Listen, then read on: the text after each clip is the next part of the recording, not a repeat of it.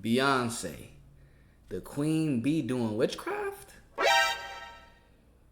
We about to get a lot of more information in this video right here to conclude whether she does witchcraft or not. So this video right here, we have Erykah Badu speaks on the difference between her witchcraft and Beyonce's witchcraft. But before we even get into that topic, what evidence do we have to even come to the conclusion whether Beyonce does witchcraft or not? I want to show you guys one picture and one clip before we get into this video. The first picture I'm going to show you guys is Jay-Z right here, getting along very well with a very well-known witch. Her name is Marina Abramovich. As you guys can see, this is the witch right here. This is Jay-Z all buddied up. This is the witch right here. This is Jay-Z. So it's pretty clear. Now, why is this important when it comes to Beyonce? You have to understand, he is the head of the household. He puts down the rules. That's any man, especially a man with wealth. And he's been with Beyonce since she was like 19, 20. So he definitely has led her into this way of witchcraft to gain the fame and notoriety and the money. Now let's get into this clip right here. This is a very well-known celebrity witch and a root doctor. She does witchcraft for a lot of celebrities so they can get their money and get their fame and get what they desire. And hear what she has to say about Beyonce. Oh, okay. I didn't know, because, you know, they tell me Beyonce's a witch and shit like that. Oh, that she we is. should be scared. Yeah, okay. Yeah, she's an Ifa. So when she wears her yellow, that's Oshun. Oh. You know, riches and beauty and love and all of that, which I can see why she's connected to Oshun. But yeah, so it's another kind of tradition. Okay. Like, a lot of people would think it's voodoo, but it's really Ifa. So it's like a lifestyle as opposed to religion.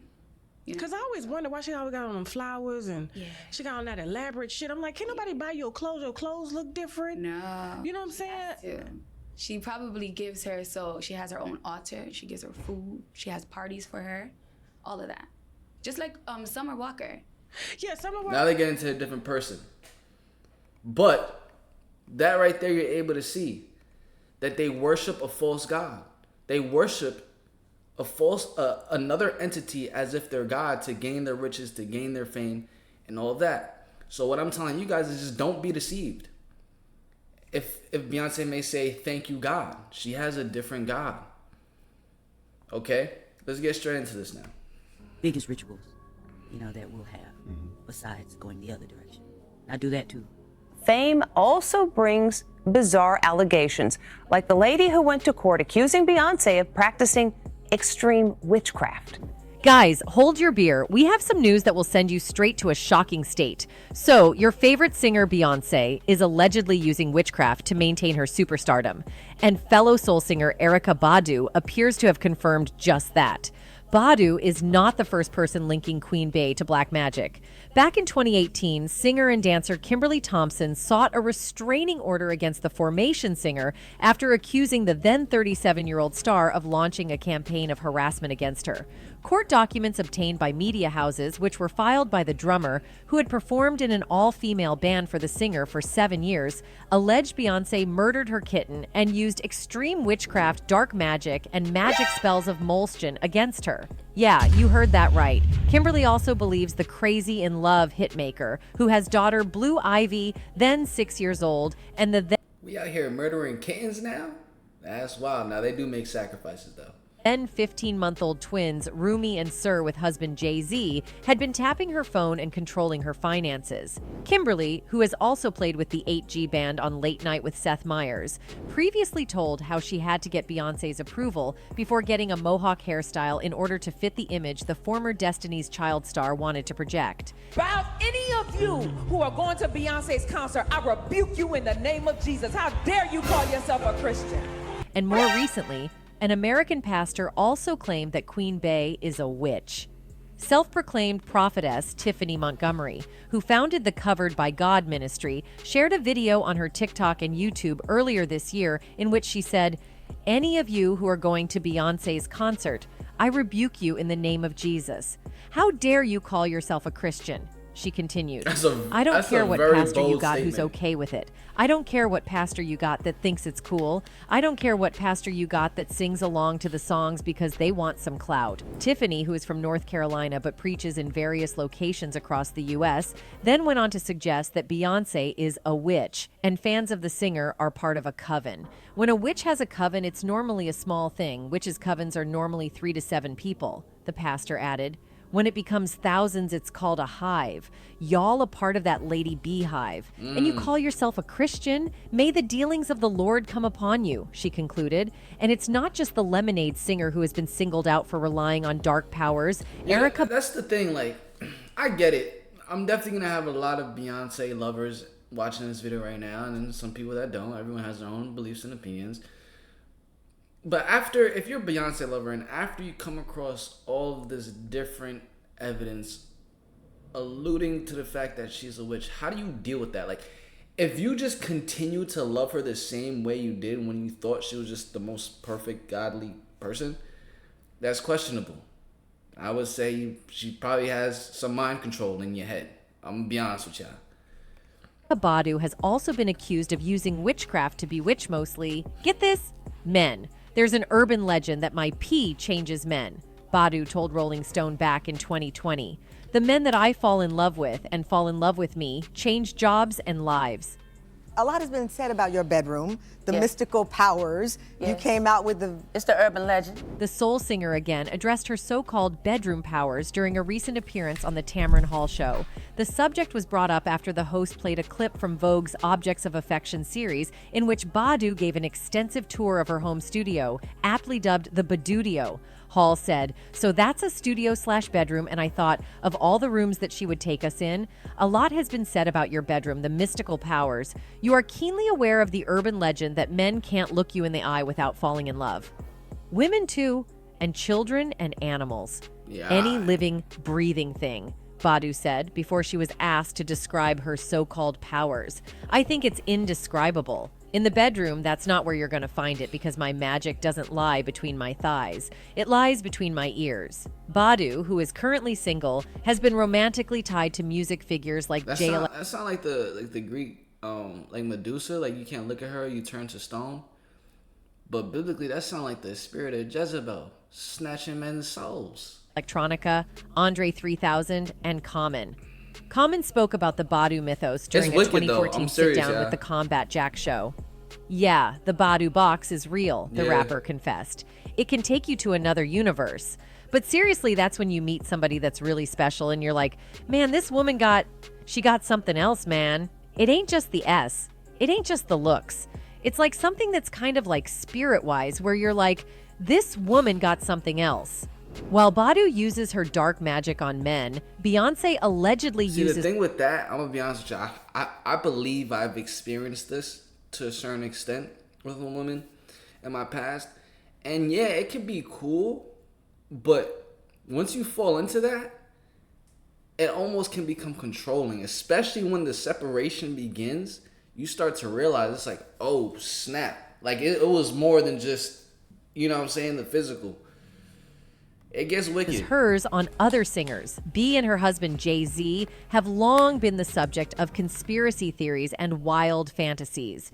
The idea is that the two are members of the Illuminati and are secretly ushering a revolution, a new world order, brainwashing the public through music videos and dance routines. For several years, Jay-Z has, during his performances, made a hand signal that forms a triangle. This is supposedly meant to represent a diamond and has become synonymous with Jay and his record label. Occasionally, Beyonce will also flash a hand signal, likely in support of her husband. But the triangle shape is, for some, associated with the Eye of Providence, usually enclosed inside of a triangle or a pyramid. Said eye is connected to a wide... Exactly. And recognize, on the back of the dollar bill, it says two things, above it and below it. Below the pyramid, it says Order of the New Ages. Pretty sure it's in Latin, but when you translate it, it's Order of the New Ages, which goes exactly along with how they want to recreate the world under their order.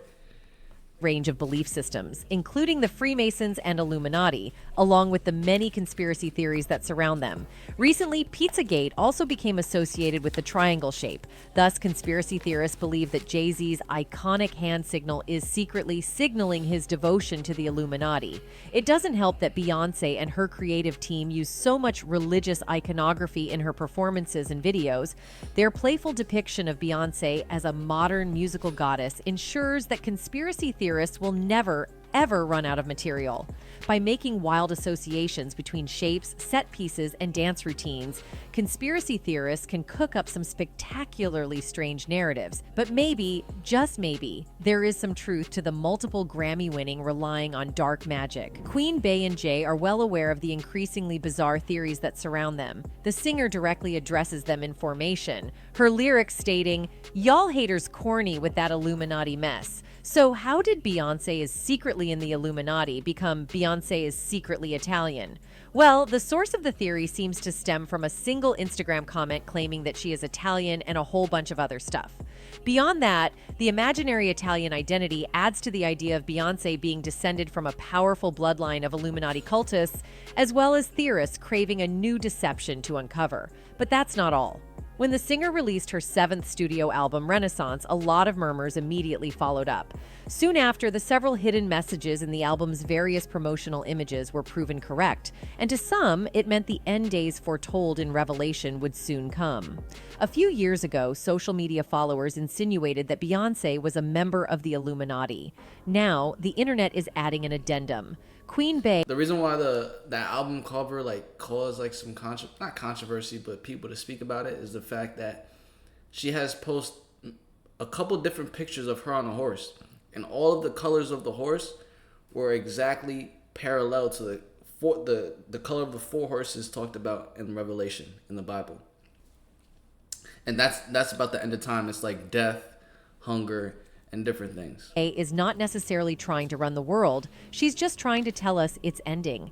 It started with the horse imagery. The cover of Renaissance is a striking shot of a mostly nude, bee-heeled Beyonce on top of a silver horse. The cover of July 2020 British Vogue was a striking shot of Beyonce riding a red one. Newsweek explains the rest. In July 2020, Beyonce sat atop a white horse in the Black is King movie, and in August 2022, she posed with a black horse for Harper's Bazaar. It's a simple enough equation. Beyonce, horses. The 4 horsemen of the apocalypse, one riding a white horse, one a red one a black one, and one a pale one. Pestilence, war, famine, and death. Exactly. When they show up, it means our earthly world is over. One writer who analyzed Beyonce's career on the podcast Dissect said the singer's apocalypse era is a natural continuation of her Illuminati era. She's so good at what she does. She has so much influence and power. Everything she does is so exquisite, the writer explained. And this is all in the Bible. That's why it's just important to read it, whether you're religious or not. A lot of the things that happen in this world, you will see it. Once you read it, you will see it going on in this world and be like, oh, snap. There's a lot of people living beyond the physical, like Beyonce and Jay-Z, but on the evil side. You feel what I'm saying? So if you just want to be aware of what they're doing, just read the Bible. It helps. Most people don't understand how a person can get it right every time.